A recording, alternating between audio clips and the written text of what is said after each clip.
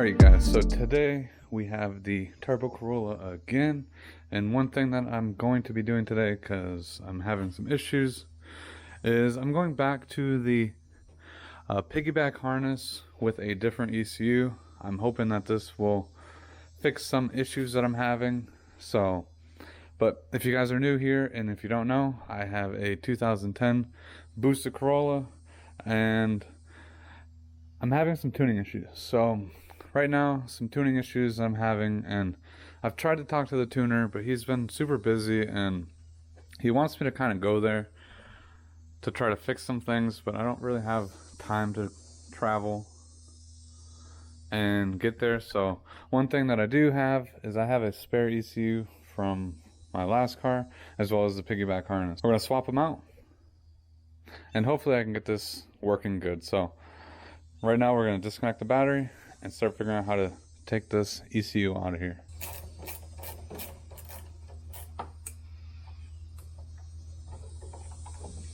Alright, and you guys are probably wondering, why am I doing this? What kind of issues am I having with the ECU and the tune right now? And so basically, when I did take this thing to the dyno, he was trying to get as much power as he could out of the engine, but with my clutch being an issue, he was pulling back some timing at the beginning and doing some other things to get me more torque and power at the high end, but on the bottom end it's very finicky, and a lot of times what happens is the car kind of bogs down a little bit between, like, I don't know, 3 to like 4,500 RPMs, and if I'm not in the right gear, the car will bog down, and then it'll pull timing, it'll do some weird things, and then all of a sudden it'll be like, oh, it'll hit a certain RPM, and then I guess advanced timing or do whatever it is in the tuning. I'm not a tuning expert, so I can't really tell you exactly, but the biggest thing though is pretty much it'll be very sluggish, and then boost will kick in, and then it'll kick in to power after 4,500 RPMs, and then sometimes when it does, it'll accelerate really good and it'll feel good. Other times it floods the engine with fuel, and I'm getting too much fuel, and then it bogs down, and then occasionally I get some misfires and stuff. So I'm hoping, I didn't have much problems with the piggyback tune on the base tune that I have, so that's why I'm hoping that we can swap this out and get this working again. So after the battery's disconnected,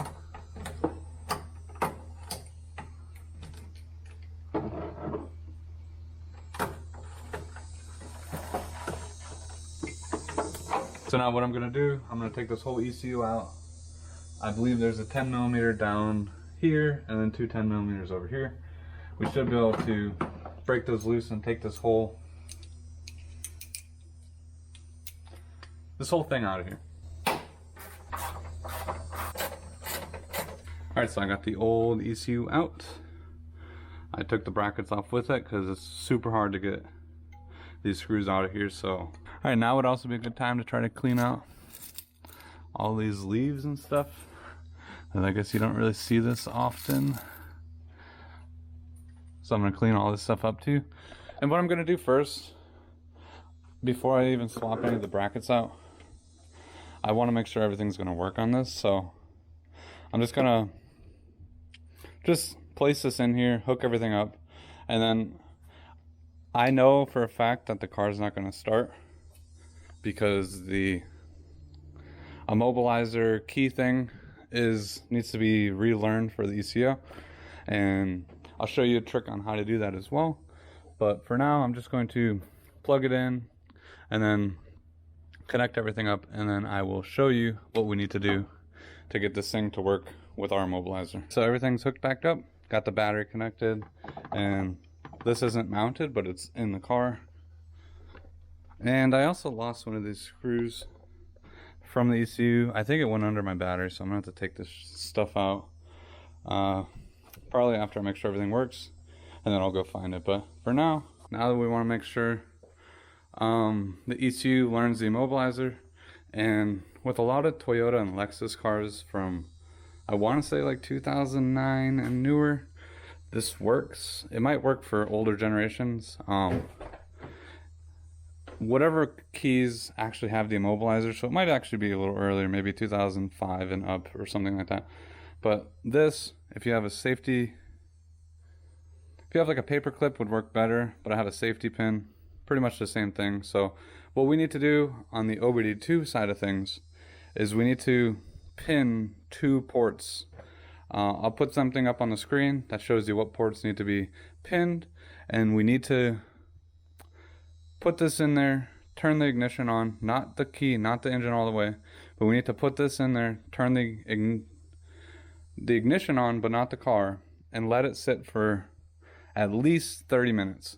And when you're doing that, the car is going to flash a bunch of things onto the screen and all the other good stuff, but I'm going to show you. I'm going to put this in there, and then we'll start turn on the ignition for at least minimum 30 minutes, and then we can turn it off, take this out, and then start the car.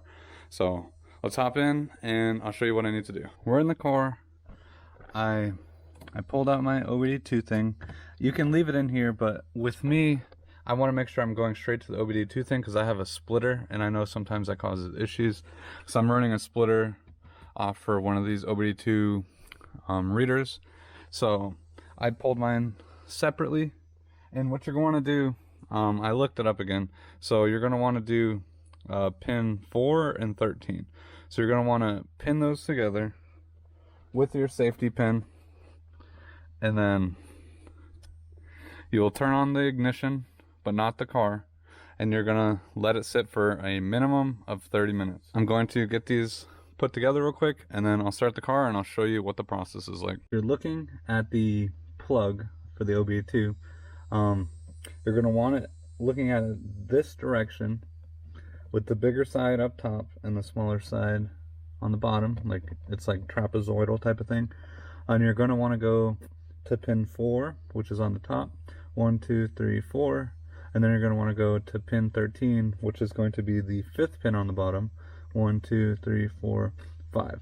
So we're going to want to take that paper clip. All right, so I have it in there. Pin 4 and then pin 13. So once you have that in there, we're going to put the key in the ignition and just turn it all the way before turning the car all the way on. And you should have a bunch of things flashing. So, and I just started a timer for 30 minutes. So once that timer goes off, we should be good to go.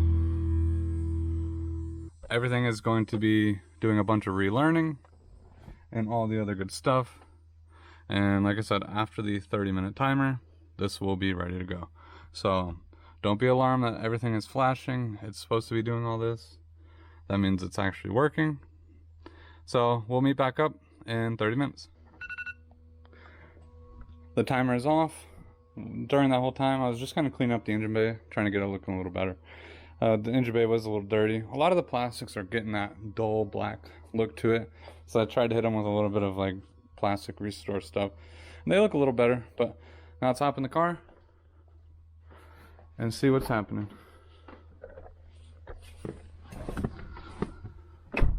So as we know, it's still doing the same exact thing, but it has been 30 minutes and a little more.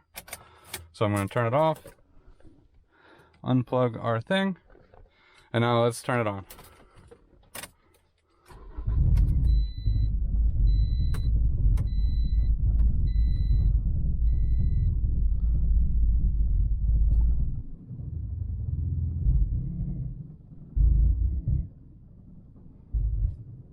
So the car is running a little rough, but it is starting. I think it's also running a little rough because I do not have the piggyback harness in there yet, and it's not adjusting any of the fuel ratio stuff. So let's put this in there, get this all somewhat tightened up real quick just to make sure everything is going to work, and then we will try this. So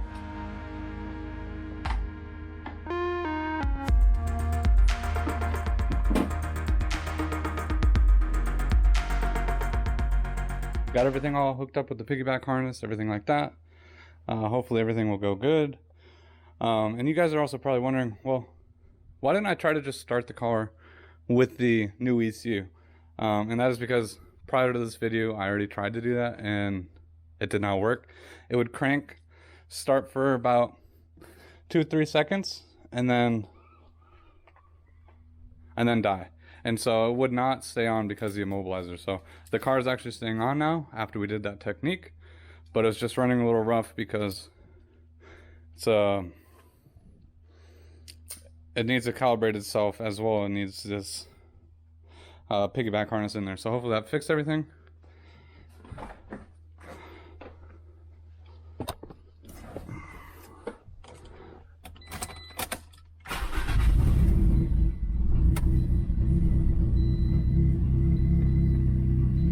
All right, definitely running a lot better. Before it was running super rich, and you could just tell it was misfiring because of how much fuel was going in there. So car is idling, looking pretty good. AFRs are starting to run a little rich. Let's see, it's probably just warming up a little bit. So we'll let the car warm up, everything like that, and then let's go for a ride and see how it feels, make sure everything is running pretty good. So right now, I mean, and again, the car is running around 11 and a half, 12 AFRs, which is kind of rich, but I'd rather the car run a little rich than a little lean. So, which was the biggest problem on the last tune that I had, was it would run lean during low throttle input, but then it would run super rich during high throttle input and then flood the engine. It wasn't, like I said, I'm not going to blame the tuner. He's very reputable, but he was just trying to tune it for my application because my clutch kept slipping, and trying to get back there is just becoming a hassle right now. But eventually I'll run back there and do that. But I'm trying to get a few other little things finished with the Corolla first prior to doing any of this, because the engine mounts after the clutch, the engine mounts are definitely needing to be replaced, because the clutch grabs so much, actually moves the engine quite a bit. So, but anyways, let's let this warm up and let's get it on the road and see how it drives. So just doing a few pulls, the car does feel better, but it also feels like it's a little bit more down on power. We'll see. I'm hitting about like 6.5 pounds of boost, and on the dyno tune that I had, it was around 7.5, so maybe that could be the one reason. But it feels more linear. Like the last one was good, but you just had, like I said, there was like a little bit of a delay. It would bog down just a little bit, and then it would pick up and boost. I guess on my last pull I did about 7.5 pounds, so it is about the same. But what's so fun about having a little car like this, and like I said, not making probably about 200 horsepower to the wheels or so, it's such a small car that you can still break the wheels loose so easy, and it's what makes this kind of car fun.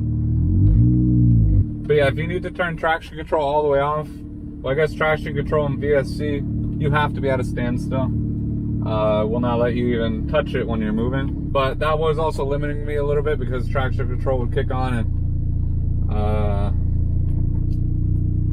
and hold you back a little bit. But no check engine lights yet, which is good.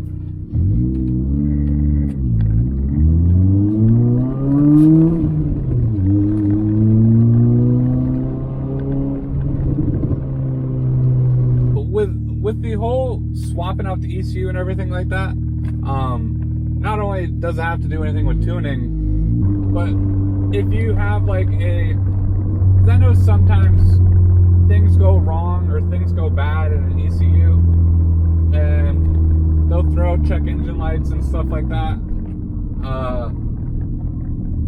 and you can't really get rid of them. I've seen a few cases of that, but it's not really, like, I guess Corolla related. I've seen it on Lexuses and stuff like that, where they have a little bit more like computers and stuff like that go wrong. But this will work too if you just have a bad ECU and you don't want to spend the like hundreds of dollars for Toyota to actually reprogram your ECU. That paperclip trick worked great. This is the first time I've ever tried it, and obviously it worked perfect and I had no issues. So it's definitely a good technique to learn.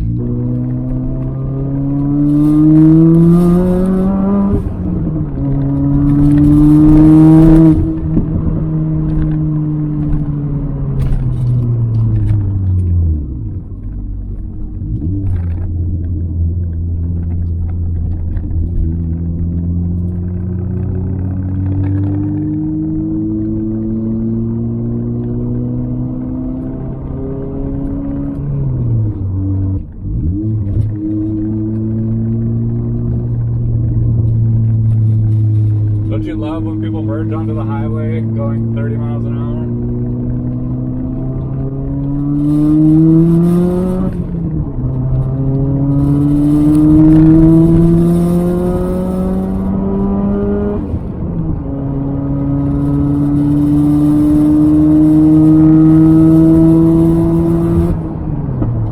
Sorry about all the rattles and stuff.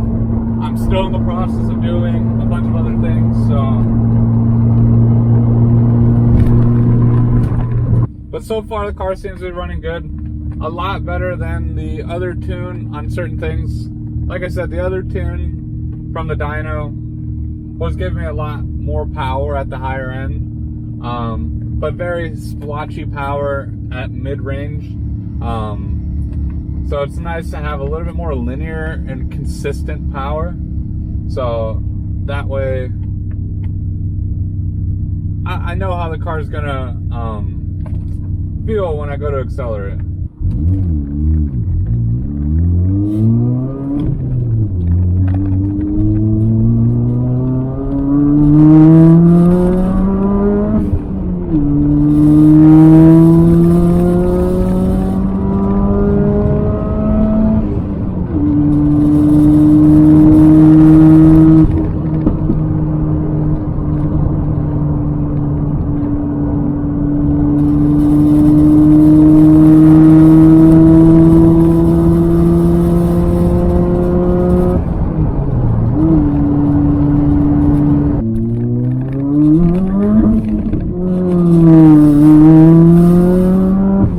So just came back from the test drive. Everything's looking pretty good. So car felt good. It did feel, like I said, a little bit underpowered compared to the dyno tune that I had, but way more consistency when I was driving. So I don't know what it was. Like I said, I talked to the tuner quite a few times and he was like, oh, well, it might be your coil packs. It might be some spark plugs. And I replaced the coil packs. I replaced the spark plugs twice, actually, to see. Because like I said, I kept getting a misfire code.